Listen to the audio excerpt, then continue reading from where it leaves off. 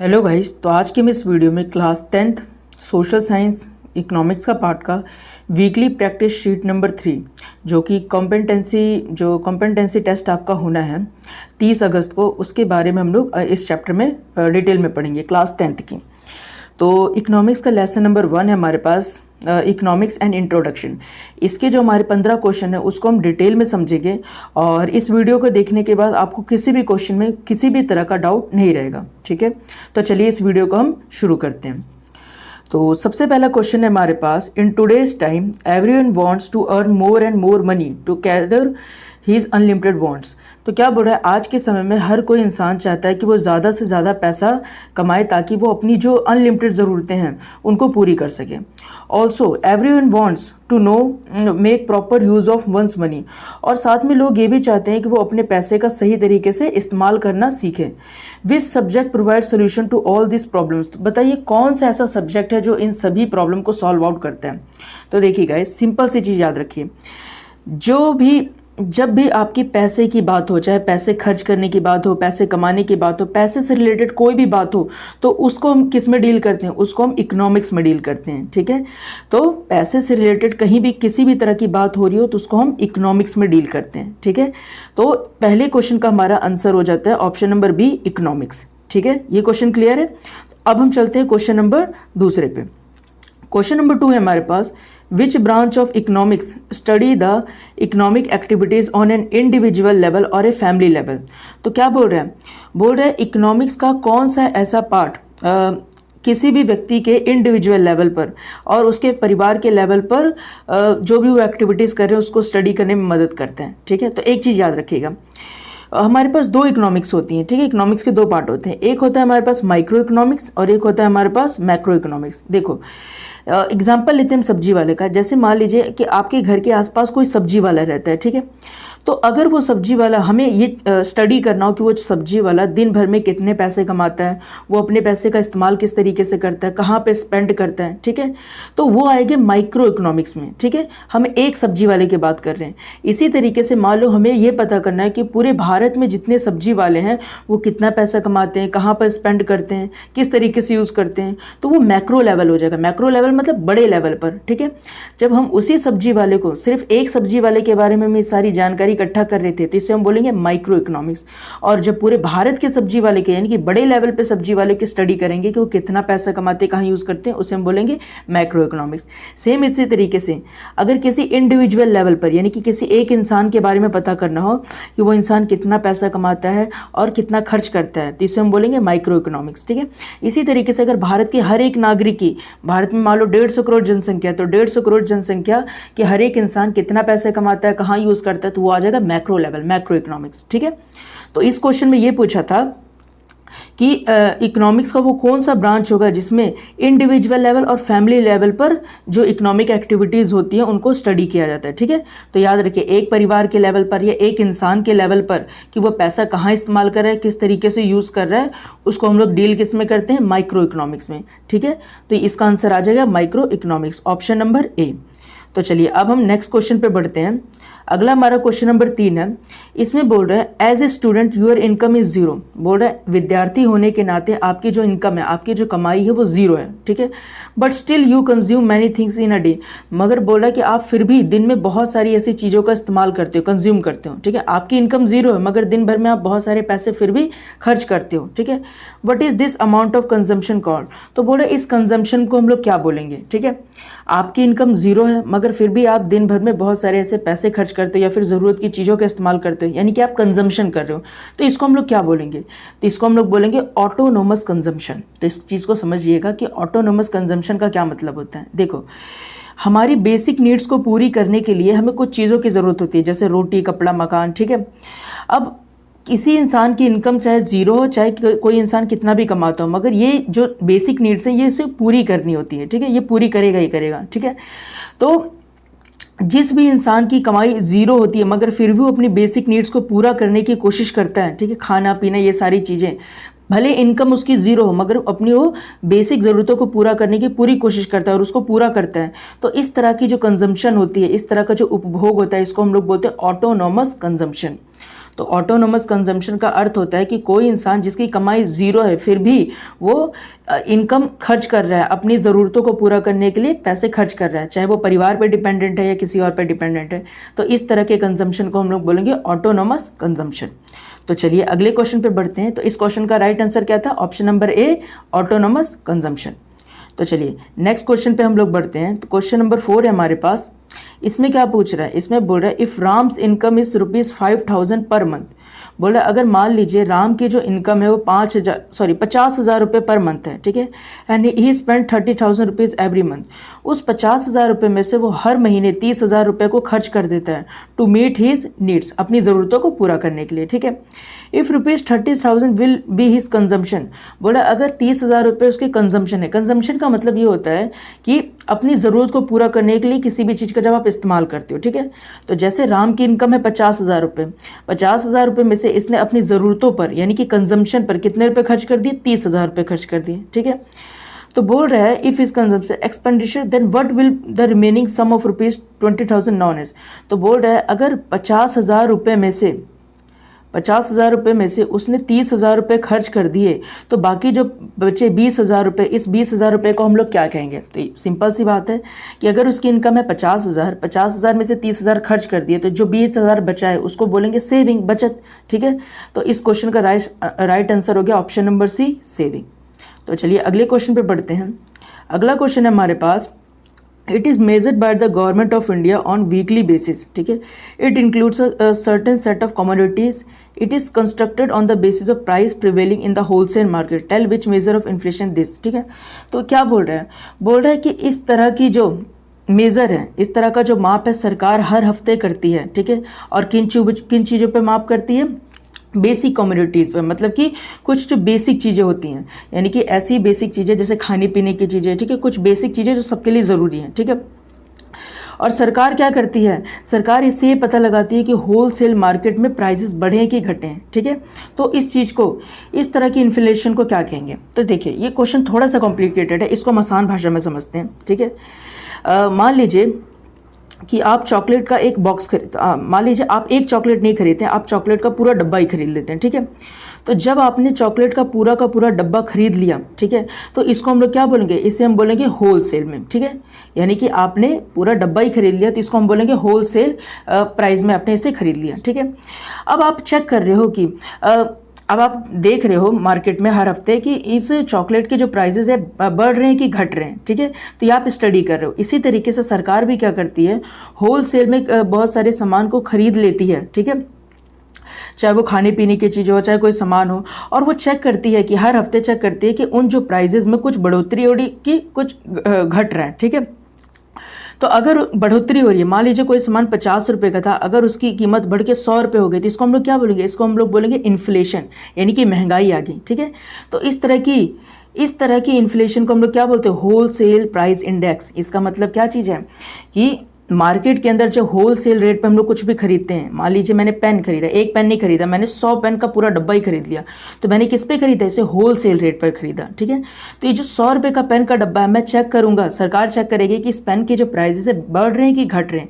अगर इसी प्राइजेस को, अगर ये घट रहे हैं या बढ़ रहे हैं, इसी को हम लोग क्या बोलते हैं? Wholesale price index.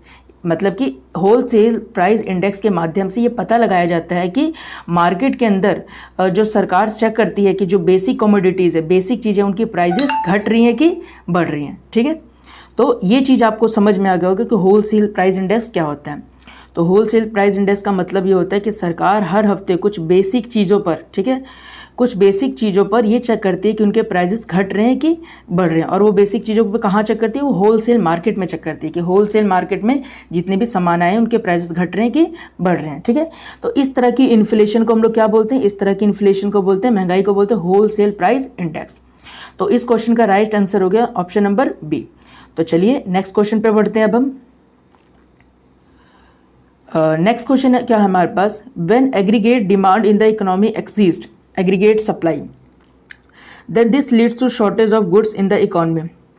बोल रहा है कि क्या अगर मार्केट के अंदर किसी भी चीज़ की डिमांड एकदम से बढ़ जाती है तो उसकी सप्लाई जो होती है वो क्या हो जाती है? कम हो जाती है, ठीक है। एग्जाम्पल के लिए समझो, जैसे मान लो आप टमाटर खरीदने जा रहे हो, ठीक है।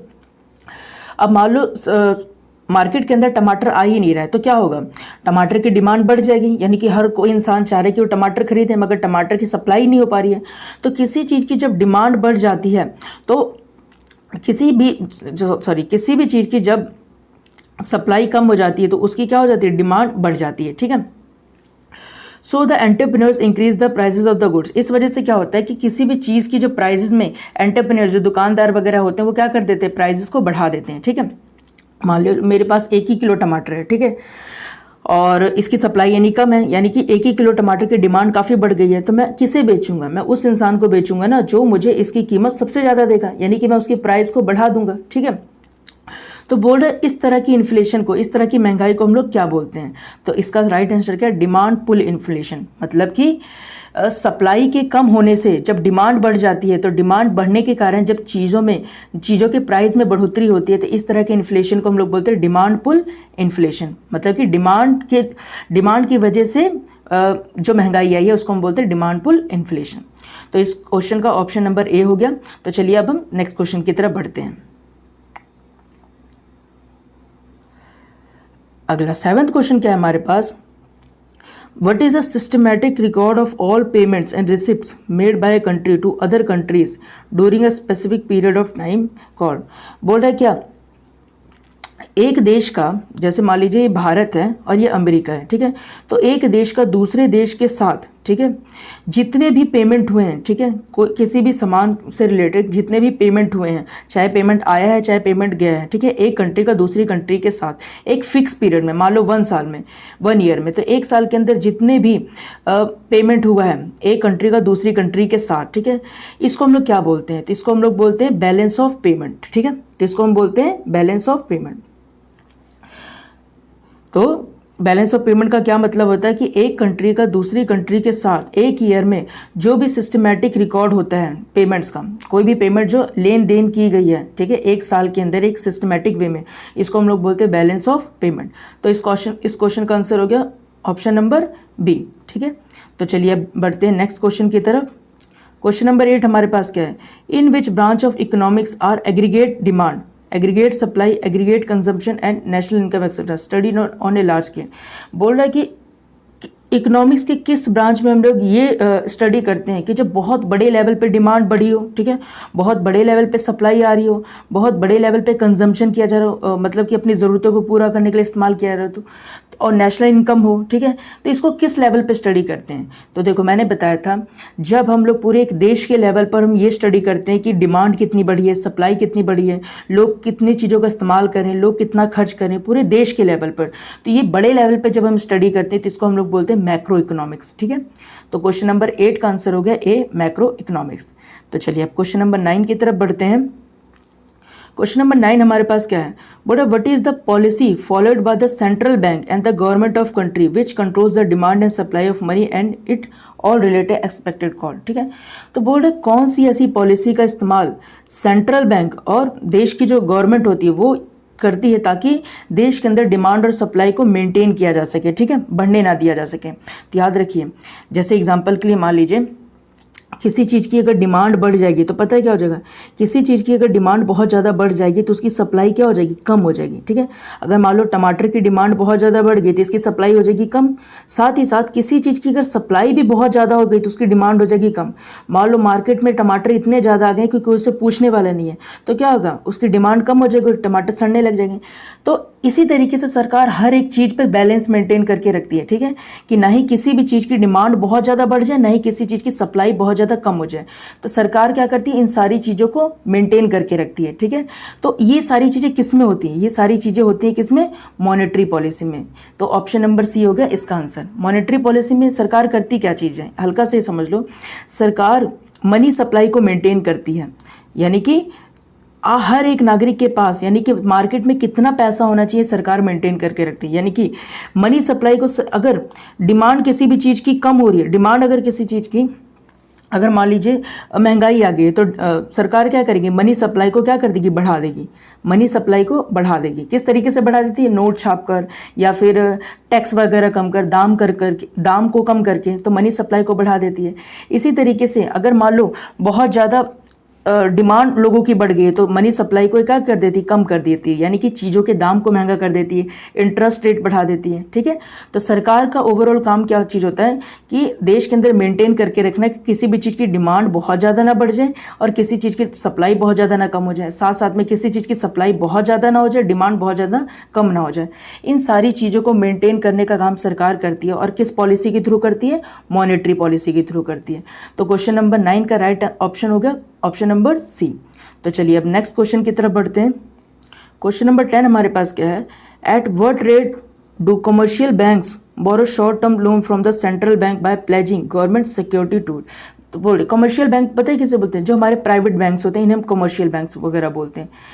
तो कई बार क्या होता है, प्राइवेट बैंक्स जो होते हैं इनको पैसे की कमी हो जाती है, तो इनको जब पैसे की कमी हो जाती है तो सेंट्रल बैंक से, यानी कि देश के सेंट्रल बैंक कौन सा, हमारे देश का reserve Bank of India, reserve Bank of India से थोड़े पैसे उधार ले लेते हैं। तो देखो ऐसे उधार नहीं लेते, इनको कुछ ना कुछ ऐसी बॉन्ड रखनी पड़ती है, मतलब ऐसी कोई चीज़ सबमिट करवानी पड़ती है जो कि एज ए प्रूफ की तरह, एज ए सिक्योरिटी की तरह सेंट्रल गवर्नमेंट के पास रहे, सेंट्रल बैंक के पास रहे। ठीक है, तो इसी को हम लोग क्या बोलते हैं, इसी को हम लोग बोलते हैं रेपो रेट। रेपो रेट का मतलब होता है कि कोई भी प्राइवेट बैंक जब सेंट्रल बैंक से किसी भी तरह का लोन लेती है, ठीक है, तो उसे इंटरेस्ट पर चुकाना होता है। ठीक है, यानी कि कोई भी जो प्राइवेट बैंक सेंट्रल बैंक से लोन लेती है तो उसे इंटरेस्ट रेट पे चुकाना होता है, उसके लिए क्या जिस इंटरेस्ट रेट पे उसको चुकाना होता है इसी को हम लोग बोलते हैं रेपो रेट। ठीक है, यानी कि प्राइवेट बैंक्स को सेंट्रल बैंक से अगर लोन लेना है तो लोन लेने के बाद इसे चुकाना भी होगा। ठीक है, तो जिस रेट पर इसको चुकाना होगा, जिन शर्तों पर इसको चुकाना हो, इसको हम लोग क्या बोलते हैं, इसको हम लोग बोलते हैं रेपो रेट। ठीक है, तो क्वेश्चन नंबर 10 का राइट ऑप्शन हो गया ऑप्शन नंबर बी। तो चलिए क्वेश्चन नंबर 11 को देखते हैं। Saving is the part of income which is not spend. Saving यानी बचत इनकम का वो पार्ट होता है जो कि खर्च नहीं किया गया होता है, but is keeped with us, मगर ये हमारे पास होता है। It can be calculated by deducting the amount of from which level of income. तो बोल रहा है कि इनकम के किस पार्ट से इसको डिडक्टेड किया जाता है, यानी कि माइनस किया जाता है। देखिए अगर मान लीजिए मेरे पास 10 रुपये हैं, 10 रुपये में से मैंने कुछ पैसे खर्च किए तो और मेरे पास बचे 2 रुपये। ठीक है, तो बताइए मैंने खर्च कितने रुपए किए, तो मैंने खर्च किए 7 रुपये। तो ये 7 रुपये ही क्या चीज़ कहलाता है, कंजम्पशन एक्सपेंडिचर। यानी कि मेरे पास जितने पैसे थे उनको खर्च करने के बाद, मेरे पास जितने पैसे थे उनको मैं अपनी ज़रूरत में पूरा करने के बाद जो पैसा मेरे पास बचता है उसको सेविंग बोलते हैं। और जितने पैसे मेरे पास थे और जितनी मेरे पास सेविंग हुई, तो जितना मैंने खर्च किया है इसको हम लोग बोलते हैं कंजम्पशन। ठीक है, कंजम्पशन एक्सपेंडिचर, यानी कि अपनी ज़रूरत को पूरा करने के लिए किया गया एक्सपेंडिशन, यानी कि खर्च। ठीक है, तो क्वेश्चन नंबर 11 का राइट ऑप्शन हो गया ऑप्शन नंबर सी। तो चलिए बढ़ते हैं अगले क्वेश्चन की तरफ। क्वेश्चन नंबर 12 क्या है हमारे पास, question number 12 member sometimes the government has to face deficit in its budget, this happens. कई बार सरकार को क्या होता है कि उनके बजट में बहुत नुकसान झेलना पड़ता है। ठीक है, तो ये ऐसा क्यों होता है, तो देखिए राइट ऑप्शन नंबर ए है, when the expenditure of the government exceed it's income. जब सरकार की खर्च उसके इनकम से ज़्यादा बढ़ जाए, ठीक है, तब ऐसा होता है। जैसे मान लीजिए सरकार की इनकम हुई है 100 रुपये और सरकार ने 110 रुपये खर्च कर दिए। ठीक है, तो 10 रुपये एक्स्ट्रा खर्च किए, तो सरकार को क्या चीज़ हुआ है, डेफिसिट हुआ है, यानी एक तरीके से नुकसान हुआ है। ठीक है, 10 रुपये ज़्यादा खर्च कर दिए। तो ऐसा क्यों है, ऐसा इसलिए है क्योंकि सरकार ने अपनी इनकम से ज़्यादा पैसे को खर्च कर दिया। तो ऑप्शन नंबर ए इसका हो गया करेक्ट। तो चलिए बढ़ते हैं क्वेश्चन नंबर 12 की तरफ। क्वेश्चन नंबर 12 हो गया, क्वेश्चन नंबर 13 की तरफ बढ़ते हैं। क्वेश्चन नंबर 13 क्या है, which of the following statement is fall. इनमें से कौन से स्टेटमेंट फॉल्स हैं। पहला स्टेटमेंट बोल रहा है कि printing more currency note is not good for economy. बोल रहा है कि ज़्यादा नोट छापना हमारी अर्थव्यवस्था के लिए, इकोनॉमी के लिए अच्छा नहीं होता। तो ये तो गलत है, कई बार छापने पड़ जाते हैं ज़्यादा नोट। ठीक है, तो ये कभी कभी सही भी होता है। ऑप्शन नंबर बी बोल रहा है the Reserve Bank of India can print as much currency as it want. बोला कि रिजर्व बैंक ऑफ इंडिया जो हमारी सेंट्रल बैंक है वो जितना पैसे चाहे छाप सकती है। नहीं, ये तो गलत है, ये दूसरा ऑप्शन गलत है, और पहला तो सही है। ठीक है, तीसरा बोला government earns it's income from various tax and non tax source. तो सरकार जो पैसे कमाती है कई सारे टैक्स और नॉन टैक्स सोर्सेज से कमाती है, तो ये भी ऑप्शन सही है। तीसरा ऑप्शन, चौथा बोल रहा है the government prepares budget for the country. जो सरकार है वो देश के लिए बजट तैयार करती है, ये भी ऑप्शन सही है। तो ऑप्शन कौन सा नहीं सही था, ऑप्शन नंबर बी था वो गलत था कि रिजर्व बैंक इंडिया जितना पैसा चाहे उतना छाप सकती है, ऐसा गलत है। जितना चाहे उतना नहीं छाप सकती, एक लिमिट मात्रा में ही छाप सकती है। तो ऑप्शन नंबर बी हो गया इसका राइट ऑप्शन। तो क्वेश्चन नंबर 14 है हमारे पास, what is meant by an open economy. Open economy का क्या मतलब होता है? तो ऑप्शन नंबर ए देखिए, राइट आंसर है an economy which has its economic transaction with the rest of the world in the form of export and import of goods and services and other capital transaction. तो देखिए open economy का मतलब क्या होता है? Open economy का मतलब होता है एक देश का दूसरे देश के साथ खुला लेन देन, चाहे वो किसी कोई भी सामान एक्सपोर्ट करना, इंपोर्ट करना हो, कोई भी सामान मंगाना हो या फिर हमारे देश के बाहर भेजना हो, उनके साथ किसी भी तरीके से कैपिटल ट्रांजैक्शन करना हो, कोई भी सेवा, कोई भी गुड्स मंगाना हो, कोई भी सर्विस भेजनी हो, ठीक है। यानी कि एक देश के साथ एक देश का दूसरे देश के साथ जितना भी लेन देन होता है, ठीक है, खुले तौर पर, चाहे कोई सेवा का, चाहे वो कोई गुड्स का, कोई सामान का हो रहा है, ठीक है, कुछ मंगाया जा रहा है, कुछ भेजा जा रहा है, ठीक है। तो इस तरह के जो ट्रांजैक्शन होते हैं, ये इसे हम लोग बोलते हैं ओपन इकोनॉमी, जिसमें किसी भी तरह की रोक टोक नहीं होती है, ठीक है। तो क्वेश्चन नंबर 14 का राइट आंसर हो गया ऑप्शन नंबर ए। तो चलिए नेक्स्ट क्वेश्चन और लास्ट क्वेश्चन है हमारा, इसकी तरफ बढ़ते हैं। क्वेश्चन नंबर 15 है, what is the fiscal policy of the government concern with. तो सरकार की जो फिस्कल पॉलिसी होती है ये किस से रिलेटेड होती है? तो याद रखिए, सरकार की कितनी इनकम है और सरकार के कितने खर्च हैं, इससे संबंधित जितनी भी जानकारी होती है, जितनी भी स्टडी होती है, इसको बोलते हैं सरकार की फिस्कल पॉलिसी। तो यानी कि सरकार के एक्सपेंडिचर, खर्च और उनकी इनकम। तो राइट ऑप्शन हो गया option number C, both A and B, ठीक है। तो इसी के साथ गाइस हमारे प्रैक्टिस शीट नंबर जो 3 थे, इसके सारे क्वेश्चंस कंप्लीट हो चुके हैं, ठीक है। अगर आपको इसके आंसर्स हिंदी मीडियम में या पंजाबी मीडियम में चाहिए हो तो आप कमेंट कर सकते हैं, मैं इन सारे वीडियोस को आप तक लेके आऊँगा, ठीक है।